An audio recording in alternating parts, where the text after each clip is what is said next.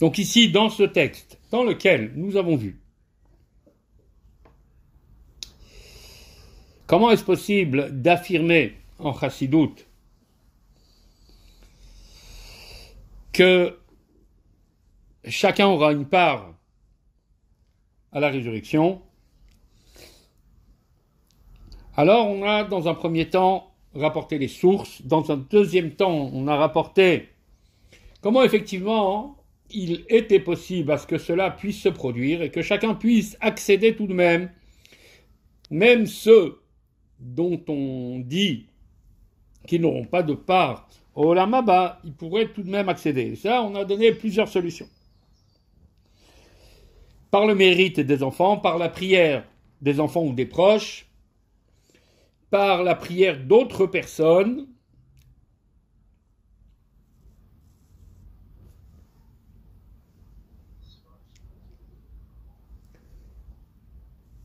et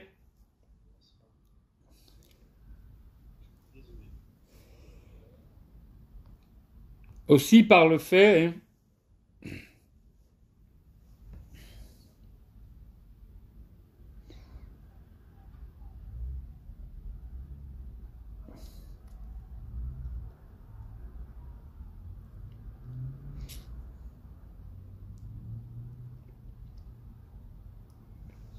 qu'après un certain nombre de processus,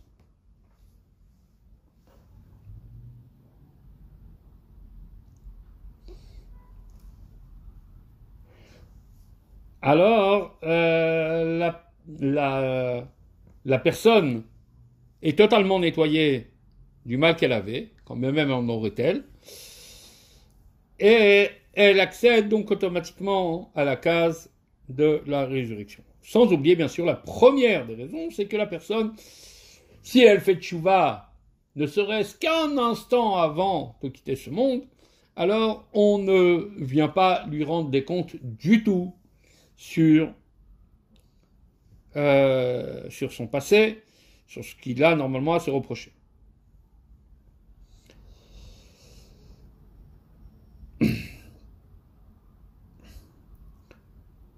Donc là, nous avons vu,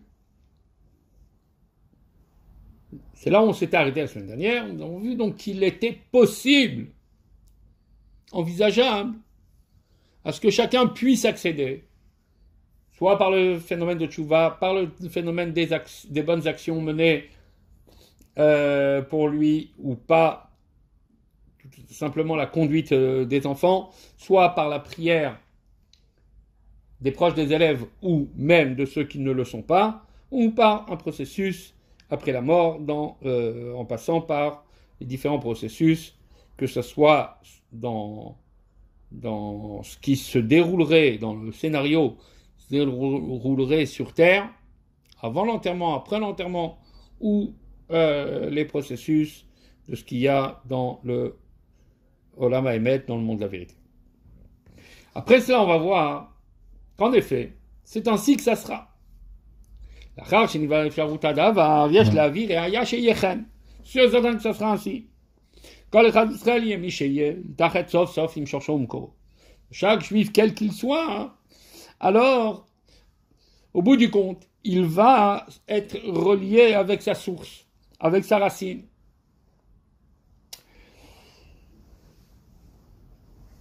Et puisque nous avons expliqué tout à l'heure, on vient de le dire, mais dans les cours précédents, nous avons vu que si une personne elle fait tchouva, alors ça compte, et c'est un rachat.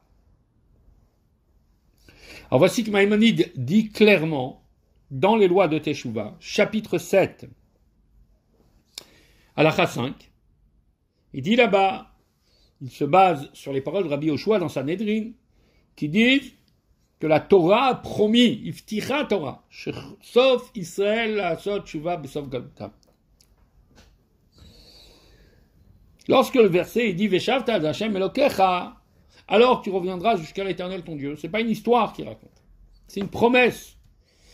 Je te garantis qu'en fin de compte, chacun va faire tchouva à la fin du galout. Alors quelqu'un pourrait dire que cela ne parle pas des individus en particulier, que cela vient s'inscrire uniquement dans la globalité du peuple, que la globalité du peuple d'Israël, sauf les quelques exceptions, alors ils vont faire tchouva. Mais qui dirait que même les plus grands des Réchaïm y feraient tchouva? Alors, l'explication, elle se base sur ce qui est marqué dans Hérouvin, dans un traité du Talmud qui s'appelle Hérouvin, page 21. Où on compare le peuple juif, dans les livres de prophètes, on compare le peuple juif dans la Torah, on le compare à des téhénim, à des figues. Il y a des bonnes figues, il y a des mauvaises figues. Les bonnes figues, ce sont des tzadikim complets. Les mauvaises figues, ce sont des réchaïm complets. Après, vous avez les figues moyennes. Et là-bas, la Gemara, elle dit, Veshema Tomar, peut-être il va dire que les mauvaises figues, c'est-à-dire les réchaïm complets, ils sont comme les mauvaises figues, c'est-à-dire qu'ils n'ont plus de goût et ils vont plus avoir de chance, entre guillemets, d'être rachetés, c'est le cas de le dire. Alors, c'est la raison pour laquelle, d'autres fois, le peuple d'Israël est comparé au jasmin, doudaïm. Et le roi Salomon, il dit, il viendra le temps où les doudaïm vont donner leur parfum, vont diffuser leur parfum. Et de là, le Talmud dit là-bas, ça veut dire que ve'elou, cela ou cela, c'est-à-dire que ce soit l'extrême, les tzadikim les plus complets, les plus parfaits, et les rechaïm les plus définis, atidim shitnu reach. Il y aura un temps où ils sauront redonner à Dieu une bonne odeur, un bon parfum.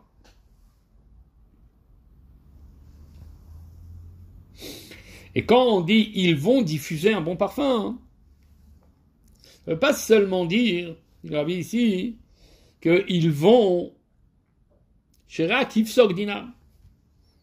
qu'en fin de compte, seulement leur jugement va s'arrêter, c'est-à-dire qu'ils vont arrêter d'être au Gehinnom. Mais ce qu'on peut dire, il y a des personnes qui voudraient interpréter ça ainsi.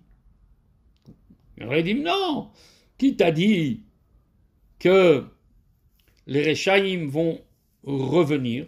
Tout simplement, ça veut dire qu'ils vont arrêter d'être jugés. Ils vont arrêter, entre guillemets, de souffrir. Ils vont arrêter de recevoir leur sentence.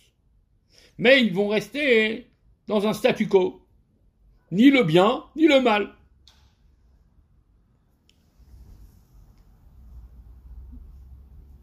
A dit, tu peux pas dire ça ainsi. Pourquoi? Parce qu'il y a différentes sources. Dans le traité Shabbat, page 88, où là-bas c'est marqué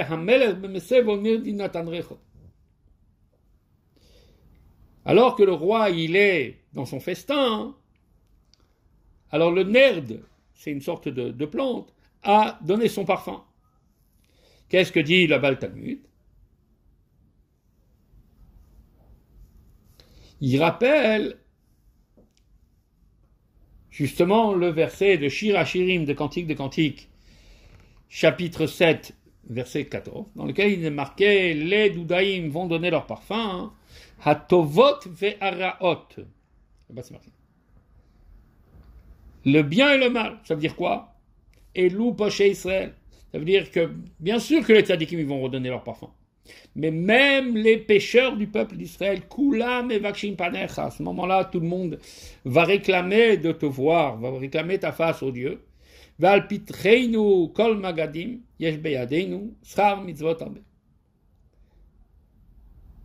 Et à nos portes, il y aura toute l'abondance, dans le sens spirituel du terme. Ça veut dire quoi? Parce que nous avons en nos mains le salaire de nombreuses mitzvot. Ça veut dire. Rappelez-vous que nos sages nous disent que chaque juif est comparé à une grenade qui est pleine de grains, et un juif, quel qu'il soit, il est plein de bonnes actions.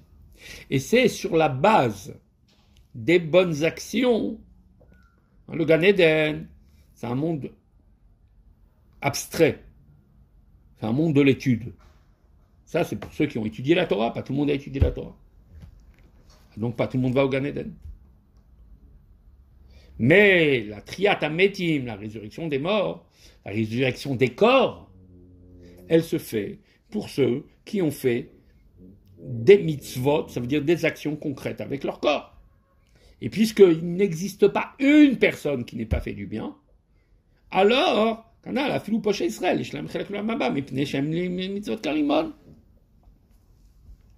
comme nous l'avons dit, même les plus grands des pécheurs, ils ont, oui, une part en de Dieu, puisqu'ils sont pleins de mitzvot.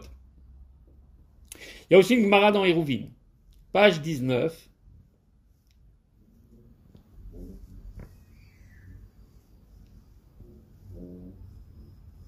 dans lequel c'est marqué, ils sont sortis, ils ont vu, et le feu ne cessera pas, leur feu ne cessera pas, ils ne cesseront pas de brûler, ça veut dire leur jugement au Gan Eden. Alors, au Gehinnom, pardon.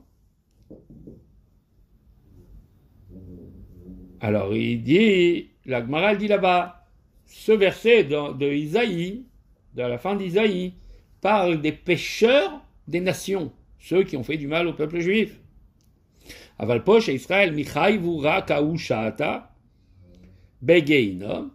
Mais les pécheurs du peuple d'Israël, même les plus radicaux, ils ne seront jugés et punis que en passant au Gehinnom, jusqu'au moment où Va'ati Avraham Avinu mapikleu. Et Avraham Avinu vient et les sort de là-bas, ça veut dire il arrête leur sentence, et plus encore, ou mekabeleu, il les accueille.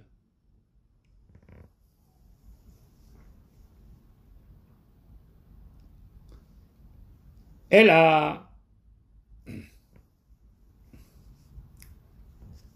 Alors, Rabbi là, on va faire une parenthèse. Il fait une parenthèse, il dit que il y a un Tosfot qui pourrait être problématique par rapport à ce qu'on vient de dire. Mais tout de même, il faut savoir une chose. C'est qu'en fait, il y a un verset, sans aller même dans les Gemarot, il y a un verset dans Shmuel Bet, dans Samuel 2, chapitre 14, verset 14, dans lequel il marquait que tout individu du peuple d'Israël reviendra à sa source, parce qu'il est dit, Vechashav Marshavot, et Dieu a fait toutes sortes de calculs, des projets, des scénarios, les Vilti Idach Miminu Nidach, afin que à jamais ne puisse être repoussé une partie du peuple d'Israël. Et ce verset-là, avec son sens le plus simple, que Dieu il fait toutes sortes de plans, et en fin de compte, chacun, entre guillemets, il retourne à la maison, en temps et en heure. Alors c'est rapporté dans Shulchan Aruch du Admor Hazaken, dans les lois de Talmud Torah, dans les lois des études de la Torah. Chapitre 4, Alina 3. Là-bas il est dit, de toute façon, un rachat finira par faire tchouva. Un méchant, il finira par faire tchouva. Que ce soit Begilgul Zeh, ou Begilgul Acher, que ce soit dans cette incarnation, ou dans une autre, ou dans une réincarnation, ou dans un autre corps, dans un deuxième passage. Comme chez Katouf, comme il est marqué, Kilo Yidach Miminu Nidach. Parce que, il est dit, dans Shmuel Bet, aucune parcelle, aucune partie du peuple d'Israël ne sera rejetée. Comme la fameuse chanson d'Avraham Fried, No Jew will be left behind.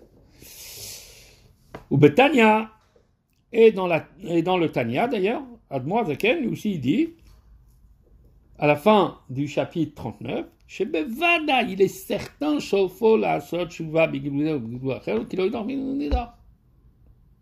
il est certain que on finira, la personne elle finira par faire tchouva, quel que soit le temps où elle fera tchouva, mais elle fera tchouva avant que Mashiach arrive.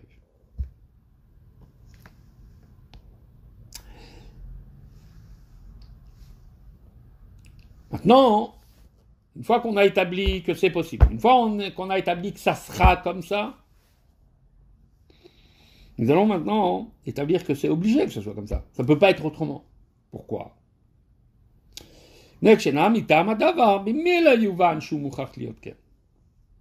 Quand on va comprendre la raison, alors on va comprendre aussi que c'est obligé d'être comme ça. C'est quoi la raison ? Alors il y a un livre qui s'appelle Emek HaMelech, qui est un livre d'un des élèves de Rabbi Yitzhak Luria d'Yerizal. Un livre qui est une véritable référence dans la pensée juive, dans la Kabbalah.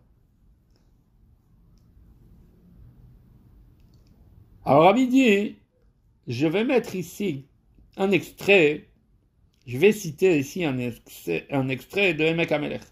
Il ne cite pas seulement la source, que c'est dans Shar Tikkunet Tshuva, mais il dit qu'il ramène les mots exactement, parce que Kevan Sheno Sefer Matsui.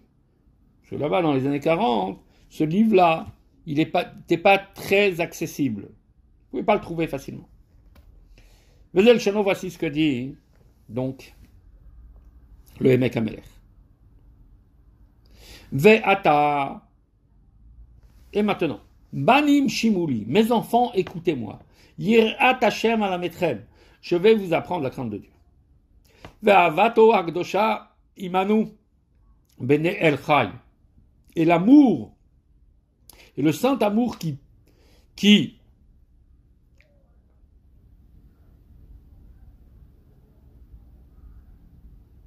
porte soit avec nous de notre peuple ou avec nous, qui sommes les enfants du Dieu vivant. Il dit, lama lol kulehai litroach atzmo birshaim haelu amachrisim oto becholet ubrol rega. Veux-tu me dire pourquoi Dieu il a besoin de se fatiguer tellement avec les méchants, ces méchants-là, qui viennent se rebeller à chaque instant, en tout temps, à chaque instant. Pourquoi Dieu il a fait ça? Bet Tshuvot Badavar. Il y a deux raisons. Hatshuva Achat, la première raison. Afalpi Shem Reshaim Gmurim Nitzus Ekdusha Bahem. Parce que bien qu'ils soient des méchants absolus, ils ont des étincelles de sainteté en eux. Pourquoi? Parce que, étant donné qu'ils sont Shehem Netzer Mata'ai, en fait c'est un verset, le verset qui dit, la Mishnah pardon, qui dit Kol Israël Yeshlem Chelek Le'olam Haba. Tout Israël a une part dans le monde futur. Là-bas on rapporte un verset, chez Nehema, ainsi qu'il est dit, Ve'amer Kulam Tzadikim, ton peuple, par essence, il est entièrement tzadik, fait de tzadikim, qui sont, pourquoi? Parce qu'ils sont Netzer Mata'ai, d'accord, qui sont le plan de mes plantations, ça veut dire le produit de mes plantations. Et c'est quoi? Vehu Chelek Eloka. C'est-à-dire que chacun, quel qu'il soit, a en lui une parcelle divine. Nitri, cette parcelle divine, elle ne s'efface pas, puisqu'elle est divine, elle est éternelle. Vaneshamot en Roshem imatsmuto, Roshem or atzmuto. Et des âmes ne sont que la marque de l'essence de Dieu. Et puisque Dieu nous a soufflé l'âme à l'intérieur de nous, il reprend cette formule qui plus tard sera utilisée dans le Tanya. Et il y a une différence entre celui qui parle pour créer et celui qui souffle pour donner la vie. Et lorsque Dieu il souffle pour donner la vie, ça veut dire quoi? C'est-à-dire qu'il donne l'essence de son être. Parce que quelqu'un, quand il vient souffler, il s'investit encore plus. C'est bien sûr, c'est un anthropomorphisme. Mais ici, c'est pour dire que Dieu, quand il a mis l'âme dans nous, il a mis une partie de lui. Alors d'abord, le verset dit, Netzer Matai, ils sont le produit de mes plantations. Ça veut dire, ils ont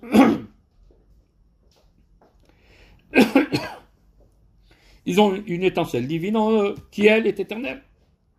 Et après, le verset, il continue à dire, Ma'aseh yadai leiper, c'est l'acte de mes mains, duquel je suis fier. Ça veut dire. Ou Ma'aseh yadav chayim, et si nous sommes les actes de Dieu, Dieu, ce qu'il fait, c'est éternel. Donc, tu as ici deux raisons.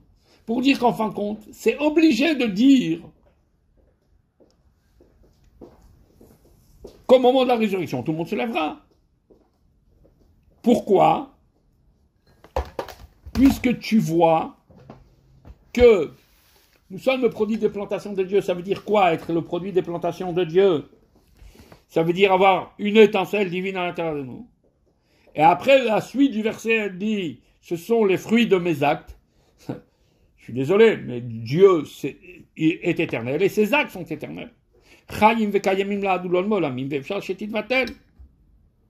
Donc il est impossible que disparaisse une des âmes que Dieu a créées.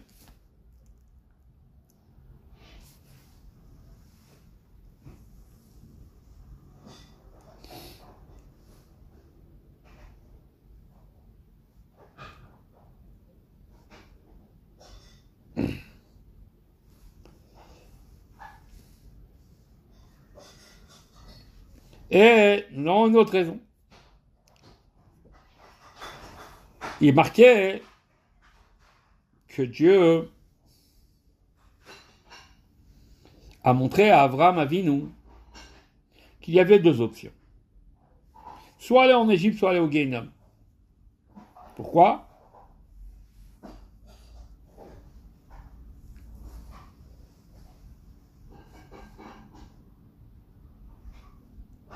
Pour soit le labeur ici-bas, soit le pressing là-haut. Mais Abraham Avinu, il a tout fait pour que ça se passe de cette manière, selon ce scénario. Pourquoi? Afin que chacun puisse effectivement retrouver, par la miséricorde divine, son état, son entité originelle.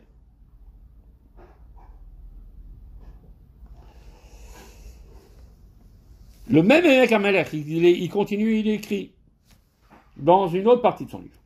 Les Bilti d'Armimunidar, voici qu'il y a un verset dans Shmuel qui dit qu'aucun élément ne sera rejeté, ne sera laissé pour compte. Et il dit Vechol Kachlama. Pourquoi? Pourquoi Dieu il va aller récupérer chacun? Alors c'est très intéressant ce qu'il dit là. Mipnei Shakadosh Atzmo Bana Olamot Vichivam Liot Tovarar Beolam. Parce que Dieu, il a programmé un monde qui se construit, qui se détruit par le fait qu'il a composé et combiné le mal et le bien dans le monde.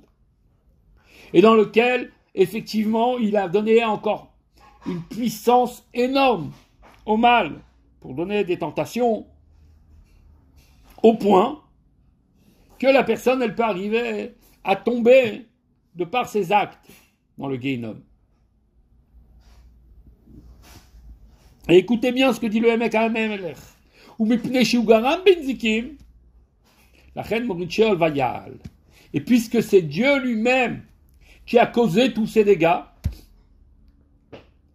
dans sa programmation, alors c'est lui-même qui fait descendre dans le Sheol, dans la Géhen, dans le Guénom, mais c'est lui-même qui nous retire de là.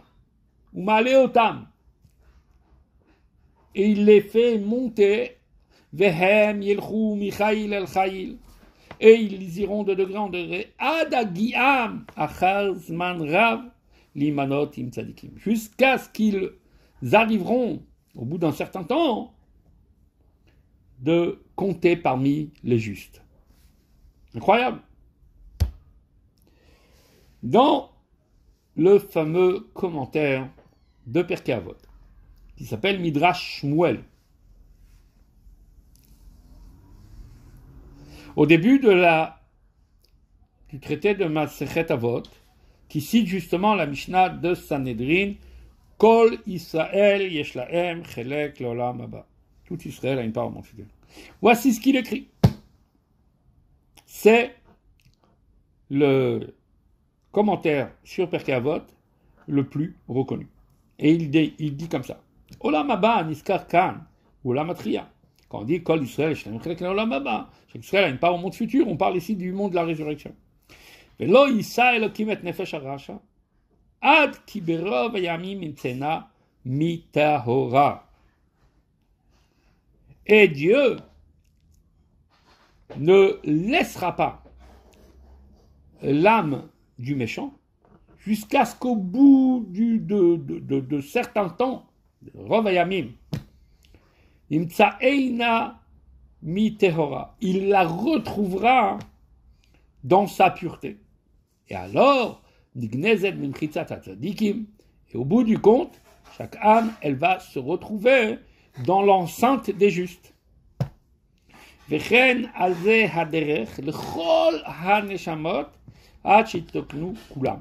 ainsi, en suivant ce processus, pour toutes les âmes, jusqu'à ce que chacune d'entre elles soit purifiée. C'est ce que le verset dit. Ve'amer kulam tzadikim, et ton peuple sont tous des justes. Kloma, ça veut dire quoi? Be'echer yu kulam tzadikim. Au bout du compte, ils seront tous des tzadikim. Pourquoi? Parce que, et là il rapporte ce verset de Shmuel qu'on a cité, parce qu'il est dit, Dieu a fait un process pour que personne ne soit laissé pour compte. La même idée, nous la retrouvons ici, le même point, nous le retrouvons aussi dans un contemporain encore, le Al-Shir, Rabbi Moshe Al-Shir, qui était un grand exégète à l'époque de Rabbi Yitzhak Luria. Et lui, dans Parashat Shmini, il a écrit un livre qui s'appelle Torah Moshe Al-Shir. Et dans la Parashat Shmini, il dit exactement la même chose. D'où se basent tous ces maîtres, Emek HaMelech, Midrash Shmuel, le Al-Shir, d'où ils se basent? Sur quoi ils se basent? Leur base, c'est les commentaires du Shas, du Talmud, du Arizal, sur la Masechet Avot, sur le traité de Avot. Et voici ce qu'il dit là-bas. Kol Israël Shalem Chelek Leolam Haba, tout Israël a une part au monde futur. Sauf que, sauf que certains vont se réparer en peu de temps, et d'autres, il leur faudra une durée plus longue. Ah, mais ce qu'il faut retenir, mais au bout du compte, ils seront tous considérés et comptés parmi les tzadikim. Ou mishomze, akshak. Et c'est la raison pour laquelle Dieu s'engage avec les Rechaïm et a affaire avec eux et s'occupe entre guillemets on peut se dire mais attends une seconde, Dieu t'es tellement susceptible que tu as besoin de punir des Rechaïm. Mais non, parce qu'ici le sens c'est pas de les punir, c'est justement comme je les estime, alors je leur fais passer un processus qui les ramène à leur pureté initiale. Et pourquoi je me fatigue à les remettre, à les faire passer au pressing? simplement parce qu'ils sont Netzer Mata'ai. Ils sont le produit de mes plantations. C'est Dieu qui dit ça.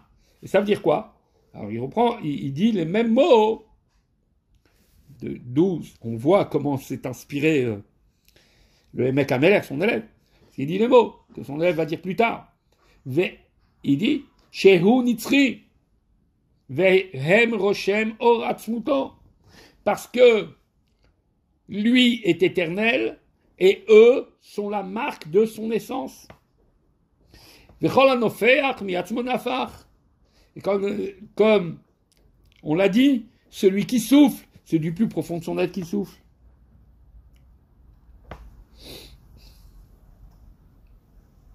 Ainsi dit d'ailleurs Nachmanide, Ramban, Becharagmoul, bien longtemps avant le Harizal. On rapportera ces paroles en entier plus tard, mais dans lequel il dit, comme ça, Hanefesh she'i Eliona, i efshar she'tieh betela vovedet. I efshar. Puisque l'âme est si grande, alors elle ne peut pas disparaître.